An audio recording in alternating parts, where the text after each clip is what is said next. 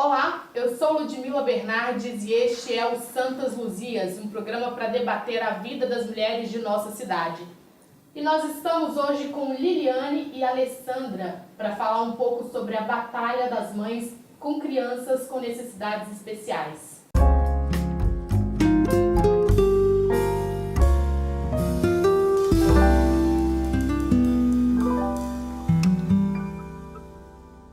Olá Liliane, olá Alessandra, muito obrigada por aceitarem o convite do Observatório Luziense.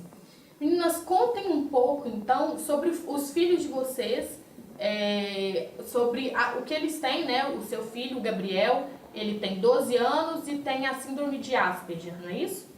E você tem o Will, de 6 anos, que é portador da síndrome de Down. Como que é para vocês isso? Bem, o Gabriel já está com 12 anos. Ele foi diagnosticado com 7. Então, até os 7 foi uma batalha para entender o comportamento, os hábitos, as estereotipias dele. Eu realmente não sabia nada de autismo, eu não sabia nada sobre autismo, passava as minhas dificuldades, principalmente no ambiente familiar, mas eu não conhecia. Até então, o autismo para mim era uma coisa muito distante. Era aquela criança que não conversava, que não interagia. E com 7 que o Gabriel foi diagnosticado com síndrome de Asperger, que é, na verdade, o autismo leve, né?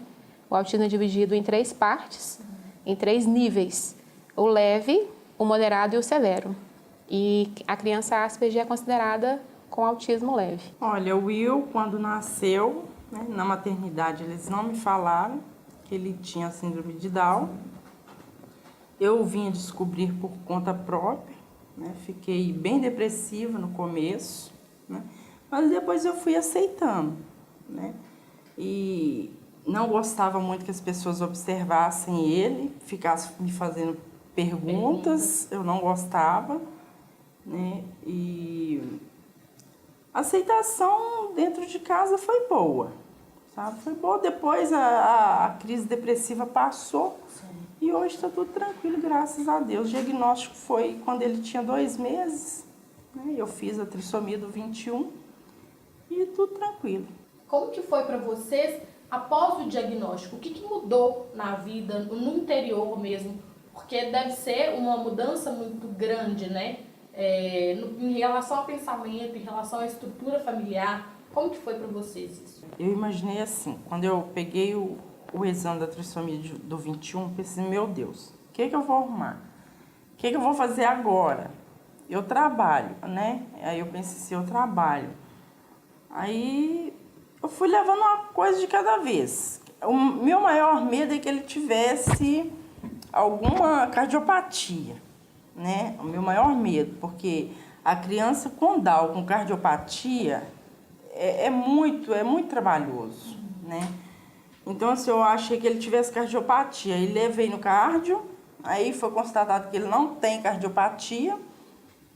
E o restante foi tranquilo. Lógico que eu tive que largar o trabalho, né? Mas foi tudo tranquilo.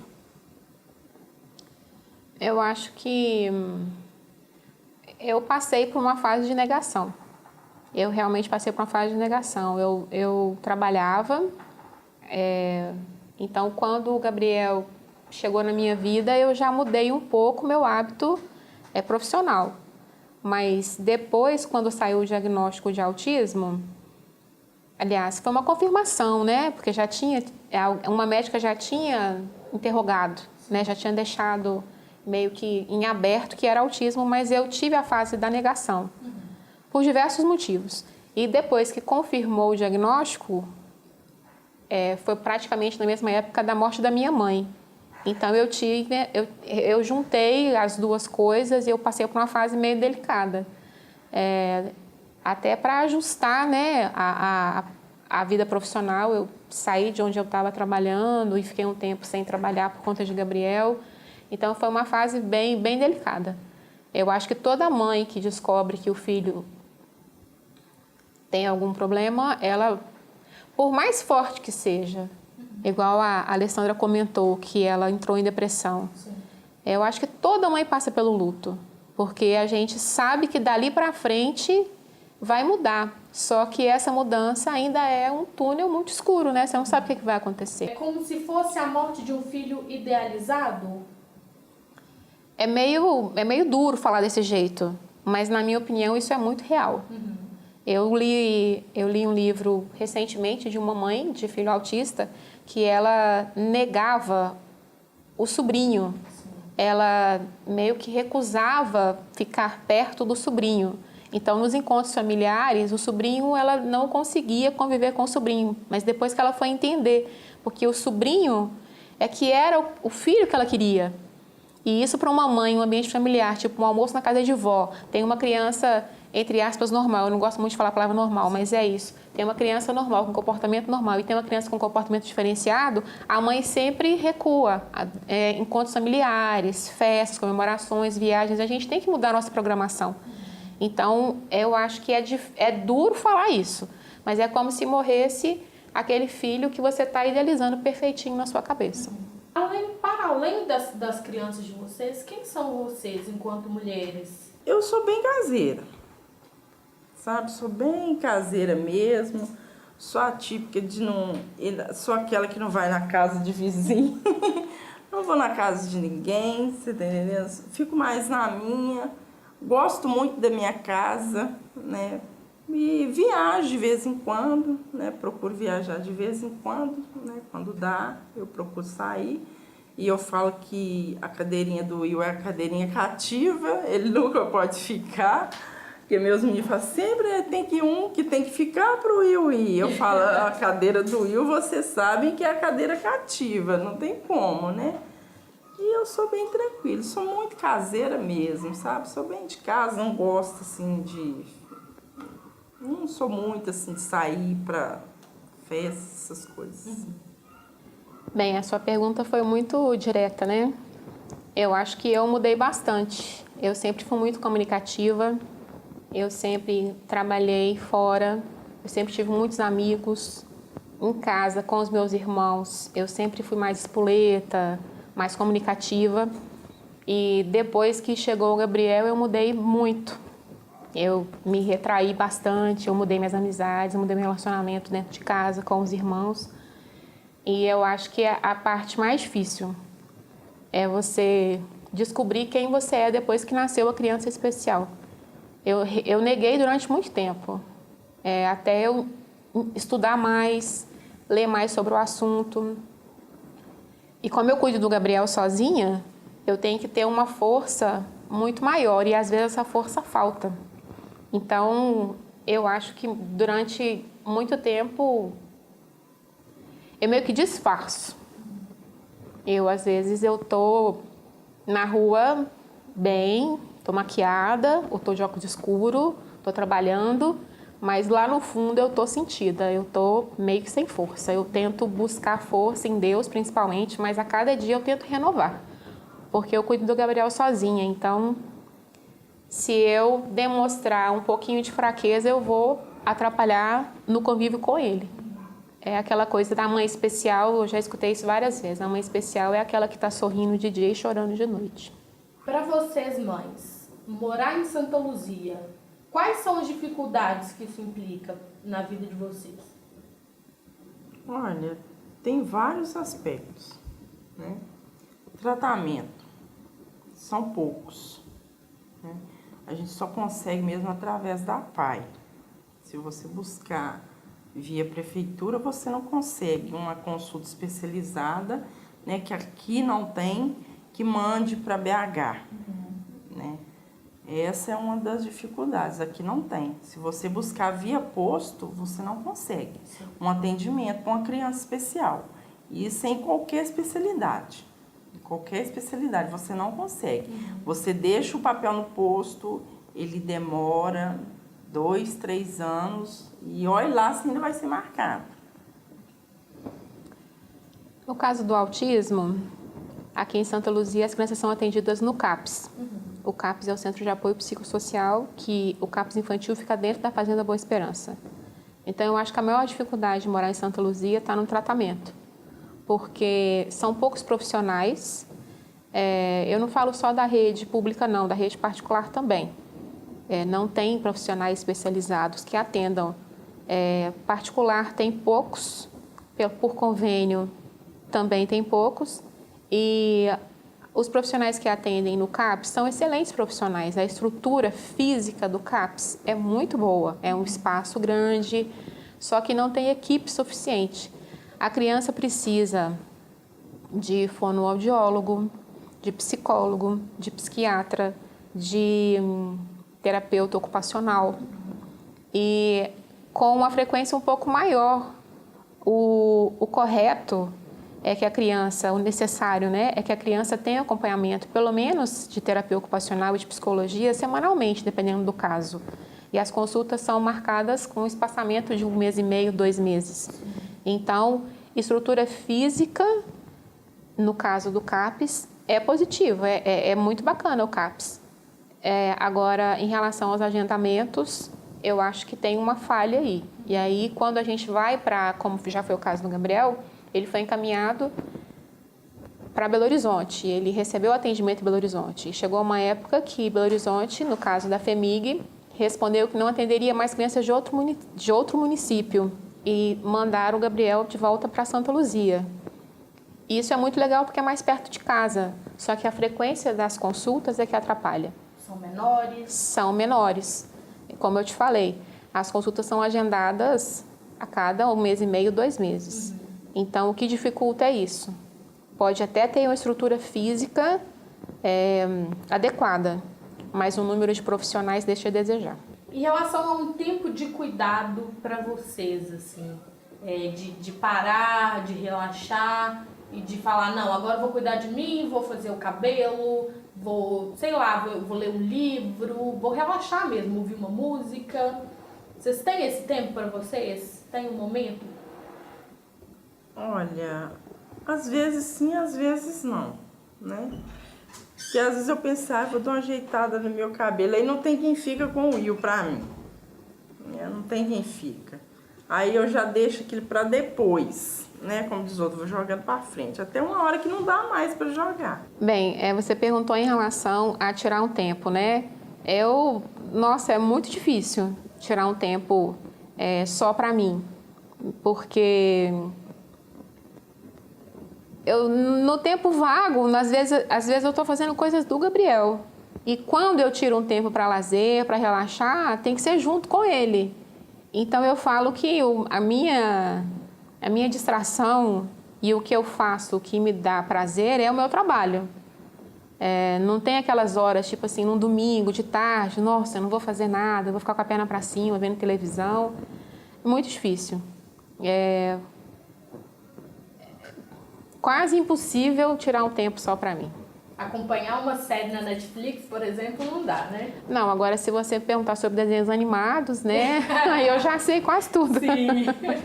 Em relação ao preconceito, como que vocês lidam com isso? Com o olhar externo das pessoas, com o bullying, né? Você mencionou o bullying. Como que vocês lidam com essa questão? Olha, eu sou meia...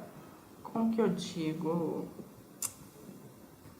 Eu, assim, se ficar observando o meu filho muito, eu pergunto, por que tá olhando? Perdeu alguma coisa? Sim. Sabe? Geralmente eu pergunto, eu faço isso. Não sei porque isso não tá em mim. Mas não sei se é porque eu quero defender ele, mas eu pergunto, perdeu alguma coisa aqui? Sabe? Então, assim, eu não gosto que fica olhando demais, observando, cochichando, sabe? Eu sempre pergunto. Pergunto porque eu não quero que trata ele com indiferença. Ele é uma criança especial? Mas não preciso ficar olhando com o olhar de terceiros, né? Então, geralmente, eu sempre pergunto. Eu sou bem ignorante nessa parte, sabe? Pergunto. Teve um episódio até que aconteceu com o Will, que ele é muito, assim... dado, eu digo que ele é muito dado, ele quer chegar, ele quer abraçar, ele quer dar beijinho. E uma roda de crianças se juntou a ele. E todas abraçaram. E uma maiorzinha não quis abraçar. Na hora que ele foi nela, ela se esquivou. Aí simplesmente eu falei pra ela, olha, ele simplesmente quer te dar um abraço. Ele não vai te morder. Ele não é bicho. Eu falei pra ela. Se você não quer abraçar ele, não precisa. Mas ele não vai morder você, não. Ele só quer te dar um abraço. Assim como as outras abraçaram. Sabe? Então, eu sou muito assim. Eu tenho que melhorar essa parte minha. Sabe? Mas, não sei. E é engraçado, né, que você menciona o caso de uma criança também. E geralmente as crianças aprendem isso com os adultos. São os adultos que ensinam a ter essa questão do preconceito, né? Preconceito racial, preconceito com pessoas diferentes. Então, é uma coisa que não vem deles, não é intrínseco à criança, mas é do adulto isso. Sim, uma criança não vai rejeitar a outra só porque é negra, não vai rejeitar a outra porque é gordinha, sim, não vai rejeitar a outra porque tirou nota baixa ou porque a outra beliscou. A criança, ela é muito pura para fazer uma coisa dessa. O preconceito nasce dentro de casa, pela educação que as crianças estão recebendo dos pais. Eu fico muito nervosa quando eu percebo que ainda existe esse preconceito. Eu fico assim, eu expressava isso menos, eu levantava menos essa bandeira. Depois que eu comecei a perceber, sabe por quê, Ludmila? As crianças vão crescer. Sim, vão se tornar os adultos de amanhã. Né? Então, se a gente não preparar esse mundo hoje, por exemplo, meu filho está com 12. Até o ano passado, eu percebi que ele ainda sofria por conta do diagnóstico, ele ainda questionava muita coisa. Você escutar de um filho, mãe, eu não quero continuar sendo assim, mãe, por que eu sou diferente, mãe, por que as crianças da escola me tratam desse jeito, me ignoram, ou assumir, mãe, estou sofrendo bullying, isso é muito dolorido. Então, eu levantei essa bandeira quando eu percebi que Gabriel vai crescer. E eu quero que ele fale para as outras pessoas, eu sou assim porque eu sou autista. E se você quiser ser meu amigo, eu sou assim. Se você não quiser ser meu amigo, paciência. Eu sei que é um caminho, é um longo caminho para ele se conscientizar disso. Mas eu tenho que ensinar a ele que ele não pode sofrer o bullying, ele não pode sofrer o preconceito. Ele vai continuar, mesmo adulto, ele vai continuar tomando medicação, ele vai continuar fazendo terapia, ele vai continuar tendo dificuldade de comunicação. Mas eu tenho que preparar ele para que ele reaja, que ele não fique calado quando perceber que está sofrendo preconceito. Um recado que vocês possam dar para as mulheres de Santa Luzia, que são mães, que cuidam de crianças com necessidades especiais, o que vocês podem dizer para essas mulheres? Que elas nunca desistam, porque dificuldade sempre vai ter, né? Pessoas para desanimarem a gente sempre tem. Assim como também tem outras boas pessoas também para animar, né? Para nunca desistirem, né? Que são crianças amáveis, sejam elas especiais, né? Como são crianças amáveis, né? Porque as mães, elas entendem os filhos, né? Melhor do que quem está lá fora. Eu acho que eu falaria para não desistir, mesmo porque a gente não pode desistir. Mas eu acho que o meu recado é para não dar ouvido para preconceito, porque o preconceito sempre vai existir, infelizmente, o bullying sempre vai existir. Por maior que seja a dificuldade, a necessidade do filho, não esconda o filho, não esconda. Eu acho que a gente tem que sair, tem que passear. Aqui em Santa Luzia, essa área de lazer, a gente quase não tem espaço de lazer aqui. Então, mas mesmo que seja andar um pouquinho na rua, levar na pracinha, ir no teatro, ter algum tipo de interação, né, nos eventos da cidade. Durante muito tempo, eu me escondi atrás do meu filho e escondi o meu filho. Hoje eu não faço isso mais. Aonde eu vou, eu levo, e se você fizer cara feia para mim, eu vou fazer para você também. Mas onde eu for, eu vou levar. Ok. Meninas, muitíssimo obrigada. Foi um prazer ter vocês aqui no estúdio da TVOL. Obrigada a você. A gente é que agradece a oportunidade. E eu quero lembrar que nós somos mulheres, nós estamos na luta e nós não vamos desistir. Nós somos Santas Luzias. Se você quiser conferir mais programas e entrevistas como essa, é só entrar no nosso YouTube, Observatório Luziense, no nosso site, observatorioluziense.com.br, e no nosso Facebook. Muito obrigada!